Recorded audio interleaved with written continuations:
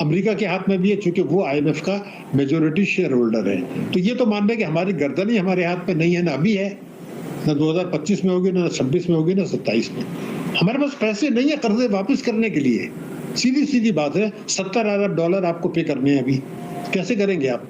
तो हुकूमत पाकिस्तान, बल्कि अमेरिका ने मेरे ख्याल से इनको गाइडलाइंस दी हैं और कुछ मुल्कों को भी दी हैं, आईएमएफ को भी दी है कि भाई तुम तो ये कर्जे तो वापस नहीं कर सकते हमारे कर्जों के बावजूद, आलमी बैंक के बावजूद।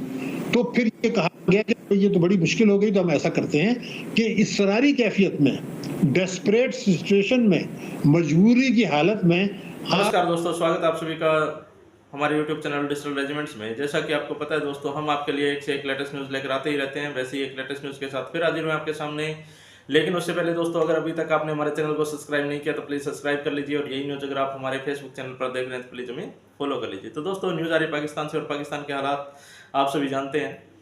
आज जो पाकिस्तान के हालात है, इसका जिम्मेदार भी खैर पाकिस्तान ही है। पाकिस्तान ने कभी अपने देश के लिए, अर्थव्यवस्था के लिए, डेवलपमेंट के लिए, कभी जीडीपी के लिए कुछ सोचा ही नहीं। उन्होंने सिर्फ आर्मी ने जैसा कहा वैसा ही पाकिस्तान के हर एक नेता चलते गए, क्योंकि तानाशाही सिर्फ वहाँ पर आर्मी की चलती है, सबको ही पता है। और आज जो पाकिस्तान के हालात है, इसकी पूरी तरह जिम्मेदार पाकिस्तानी सरकार और वहाँ की आर्मी ही है, क्योंकि डेवलपमेंट उन्होंने कभी होने नहीं दिए। इसलिए आज जो आईएमएफ का कर्जा दिन प्रतिदिन उनका बढ़ता जा रहा है, और आईएमएफ की जो किस्त चुकाने के लिए भी आईएमएफ से फिर से उसका कर्जा लिया जा रहा है। तो इसके हिसाब से तो पाकिस्तान कभी इस ज़िंदगी में ही कर्जा नहीं उतार पाएगा आईएमएफ का, क्योंकि इसके लिए ना तो उनके पास कोई डेवलपमेंट है, ना ही कोई ऐसा हथियार है जिससे वो अपनी डेवलपमेंट बढ़ा सके, अपनी अर्थव्यवस्था सुधार सके। तो दोस्तों, इसी से रिलेटेड ये बहुत ज़बरदस्त न्यूज़ है। आप अंत तक हमारे साथ जुड़े रहिए। चलिए न्यूज़। भोले बच्चे नहीं हैं कि आपको ये ना पता हो कि बैनुल अक़वामी इदारे बड़े बड़े जो मरतब किए गए हैं दुनिया भर में, चाहे वो माशी निज़ाम को चलाने के लिए, इक़्तिसादी या ज़र्री निज़ाम को चलाने के लिए, कारोबारी निज़ाम को चलाने के लिए, तिजारती निज़ाम को चलाने के लिए बनाए गए। तो ये दुनिया में बड़े बड़े इदारे हैं, वर्ल्ड ट्रेड ऑर्गेनाइजेशन, हाँ, वर्ल्ड बैंक, जो कि एक तरक्याती इदारा, भाई नाम उसका वर्ल्ड बैंक है लेकिन वो एक तरक्याती इदारा, आईएमएफ है ना, यूनाइटेड नेशंस, ये सारे इदारे बनाए तो गए हैं, लेकिन आप ये कहते हैं कि वो आपके मुफादात या आपके हुकूक के तहफ़्फ़ुज़ के लिए बनाए गए, ऐसा तो नहीं। उनका मकसद, हर एक इदारे का अपना मकसद है। यूनाइटेड नेशंस का बुनियादी मकसद तो दुनिया में जंग को रोकना, उसके फैलाव को रोकना और अमन कायम करना, लेकिन उसके साथ साथ उसके और भी बहुत सारे अहदाफ हैं, बहुत सारे काम हैं जो उन्होंने करने हैं। लेकिन बुनियादी मकसद ये था कि जो जंगें इतनी फैल जाती हैं ये रुक जाएं। उसके लिए देखें इन्होंने इदारे मुरतब किए, ज़ेली इदारे, बहुत सारे इदारे बनाए, बहुत सारे इदारे बनाए। इसी तरह वर्ल्ड बैंक बना, तो वर्ल्ड बैंक भी इसी हिसाब से बना। दुनिया में अगर तरक्की नहीं होगी तो कामयाबी किस तरह मिलेगी? बैनुल अक़वामी तरक्याती इदारा अपना किरदार अदा करेगा। अब माशी ज़र्री निज़ाम है, तिजारती निज़ाम है, इसको चलाने के लिए और बहुत सारे इदारे बनाए। कि ये जितनी चीज़ें इन्होंने मुरतब की हैं, ये भूल जाएं कि जिन ममालिक ने बैठकर ये मुरतब की हैं उन्होंने आपके मुफाद के लिए, आपके मुफाद के लिए नहीं, उन्होंने अपने मुफादात के लिए बनाई। अब आपने उसमें अपना मुफाद ढूंढना है। अब दुनिया का निज़ाम है, रहना तो पड़ेगा। हर जगह का कोई ना कोई निज़ाम होता है, यहाँ का ये निज़ाम है, इसके साथ चलना मुनासिब। अब क्या करें? अब बात यह कि आईएमएफ की शराइत पर बात है। आईएमएफ ने क्या शराइत रखी हैं सामने, क्योंकि हमें तो नहीं बताया जा रहा क्या शराइत रखी है, हमें तो ऊपरी सतह के ऊपर बता दिया जाता है कि भाई ये कह कर गए हैं, वो महंगाई बढ़ा दो, ये बढ़ा दो, वो हमें ये बताते हैं। उनका क्या जा रहा है? अगर आप उनको बदनाम भी करने की कोशिश कर रहे हो तो उनका क्या जा रहा है? पैसे का काम करने वाला तो अपना पैसा वापस चाहता है ना। आप उसको बुरा भला कह लो, उसको इससे क्या। अब हमें ज्वाइन कर रहे हैं जनाब शाहिद हसन सिद्दीकी साहब, जो कि मुल्क के मारूफ और मशहूर मईशतदान हैं, किसी तारुफ के मोहताज नहीं हैं। और इन्हीं से मैं अब ये जानना चाहूँगा कि सर, आपने चर्चा सुना होगा कि हर जगह बात अब आईएमएफ प्रोग्राम की हो रही है, ऐसा तासुर दिया गया। कल आपने बयान भी पढ़ा होगा कि ये पाकिस्तान की ज़रूरत, यानी पाकिस्तान का आईएमएफ प्रोग्राम है। मतलब उसमें भी कुछ जुमला भी मुकम्मल नहीं हो रहा, उर्दू मेरी इतनी अच्छी नहीं है, लेकिन मैं समझ नहीं सका कि ये पाकिस्तान का IMF प्रोग्राम होगा। जो मुझे समझ में आई, मेरी फहम महदूद है, शायद मुझे समझ में शायद बातें ना आती हूँ, लेकिन फिर ऐसा तासुर दिया गया कि ये हम अपनी टर्म्स पे लेंगे, तो ऐसा तासुर, तो मुझे ऐसा महसूस हुआ कि ऐसा होता नहीं है, क्योंकि हर relationship give and take relationship होती है।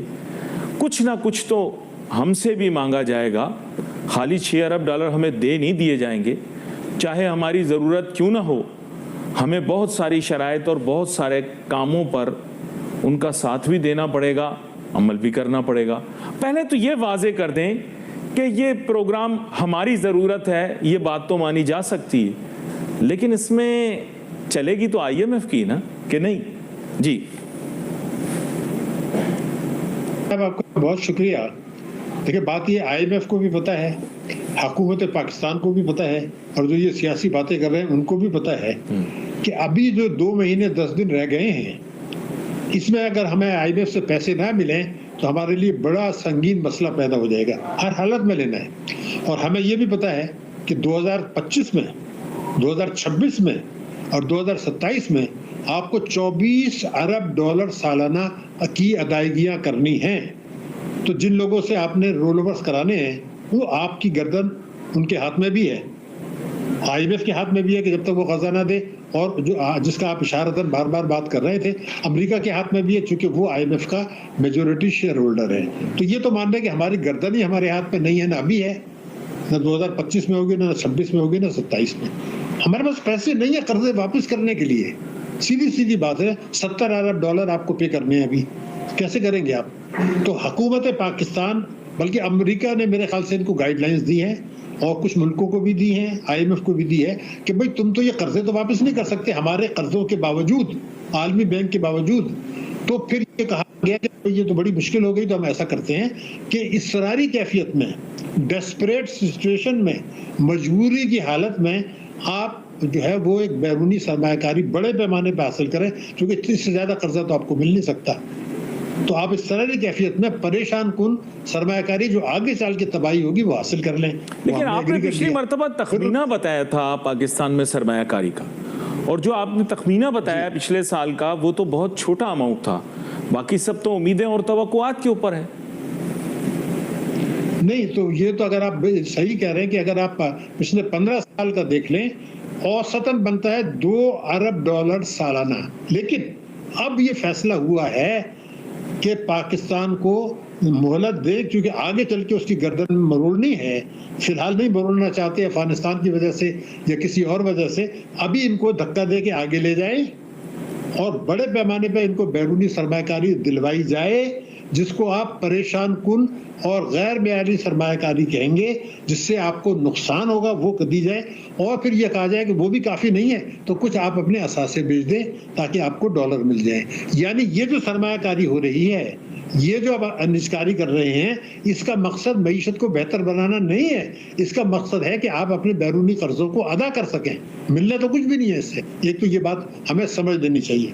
दूसरा बड़ा मसला ये आ गया कि जो मुल्की कर्जे हैं वो भी आप अब अदा नहीं कर सकते, इसलिए कि 2018 में अगर मैं आपको एक फिगर दे दूं, 1500 अरब रुपए दिया करते थे आप डेट सर्विसिंग में।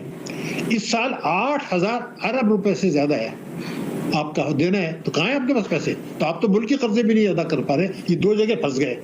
तो अब उन्होंने इसका ये नुस्खा निकाला है कि आप ये काम करें। मैं इसलिए कह रहा हूँ ये दोनों परेशानी की बातें हैं, इससे पाकिस्तान की सलामती को खतरा है। तो चूंकि आपने एक बड़ा आम नुक्ता उठा ही दिया है, तो मैं आपको एक और बात बता दूं। मैं ऐसे सोच रहा था कि देखिए, अगर आप चले जाएं 1992 में, तो एक आया था इकोनॉमिक रिफॉर्म्स ऑर्डिनेंस कि लिबरलाइजेशन करें, और कहा जी डॉलर अकाउंट खोलें।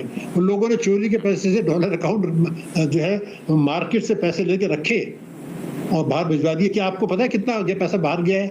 175 अरब डॉलर बैंकों के जरिए इस तरह चला गया। So called economic reforms of 1992। आपके ऊपर आज कर्जे कितने हैं? 131 अरब डॉलर। तो लेकिन उसमें उन्होंने कहा कि जो मल्टीनेशनल कंपनियां हैं उनकी रिपेट्रिएशन भी जो थी प्रॉफिट्स की, वो भी उसमें शामिल थी। मैं आपकी खिदमत में अर्ज कर रहा हूं कि ये वो मेरे अल्फाज पर जिम्मेदारी मेरी है। फॉरेन करेंसी अकाउंट से जो पैसा गया है, जो मार्केट से डॉलर खरीद के जमा किए गए, मैं उसकी फिगर बता रहा हूं, दूसरी फिगर नहीं बता रहा। और आपने कितना बताया, दोबारा से दोहराइएगा। लोगों ने चोरी का पैसा, जायज पैसा, नाजायज पैसा, स्मगलिंग का पैसा, ड्रग का पैसा, उससे मार्केट से डॉलर खरीदे, उस पैसे को फॉरेन करेंसी अकाउंट में जमा किया, और ये जो सो कॉल्ड 1992 का इकोनॉमिक रिफॉर्म था, उसमें उसके तहत पैसा भेजने पर पाबंदी नहीं थी, वो चला गया। वो एस्टिमेट है 175 अरब डॉलर बैंकों के जरिए कानूनी तरीके से गया चोरी का पैसा, जायज पैसा, नाजायज पैसा। अगर ये नहीं जाता तो फिर 131 अरब डॉलर का खर्चा बहुत बेहतर होता। ये पहली गलती कर दी। नहीं, लेकिन वो मैं माजरत के साथ उनका जवाब ये, मतलब उनकी तरफ से आपको बता रहा हूँ, उनका जवाब गालिबन ये था क्योंकि दुनिया के अंदर जदीद आज़ाद मईशत की ये ज़रूरत है कि माल की जन की तरसील जो है उसमें आज़ादी हो, तो वो सिर्फ उस सिस्टम का हिस्सा बन रहे थे जिसका मैं प्रोग्राम के आगाज़ में भी बात कर रहा था कि एक जदीद आज़ाद माशी और ज़र्री निज़ाम है बैनुल अक़वामी, हम उसकी बात मानने पर मजबूर हैं, हमें ये करना ज़रूरी है। और अब भी वो यही कह रहे हैं कि अब भी ऐसा ही निज़ाम हो। तो देखा दोस्तों आपने डिबेट के अंदर कि पाकिस्तान के हालात को कैसे ये बयान कर रहे हैं कि पाकिस्तान में आज के टाइम जो अर्थव्यवस्था बिल्कुल डामाडोल हो चुकी है। जैसे कि पीछे से बयान में भी पाकिस्तानी फाइनेंस मिनिस्टर ने यह भी बोला था कि पाकिस्तान का दिवालिया हो चुका है, पाकिस्तान के पास इतने पैसे नहीं बचे कि वो कुछ पाकिस्तान के लिए कर सकें। और लेकिन उसके बाद में फिर कुछ सहायता सऊदी अरबिया के हाथ से होनी है, और 5 मिलियन डॉलर के लिए सऊदी अरबिया ने बोला था, और साथ में IMF से भी उन्होंने कर्जा ले लिया था सरकार के बनाती, और अब फिर से कर्जे के लिए फिर से उनके प्रोग्राम चल रहे हैं IMF के साथ में। तो दोस्तों आपको क्या लगता है पाकिस्तान कभी अपना कर्जा उतार पाएगा या नहीं? जल्दी फिर एक नई न्यूज़ के साथ फिर हाजिर होते हैं दोस्तों आपके सामने। तब तक के लिए जय हिंद, जय भारत, वंदे मातरम।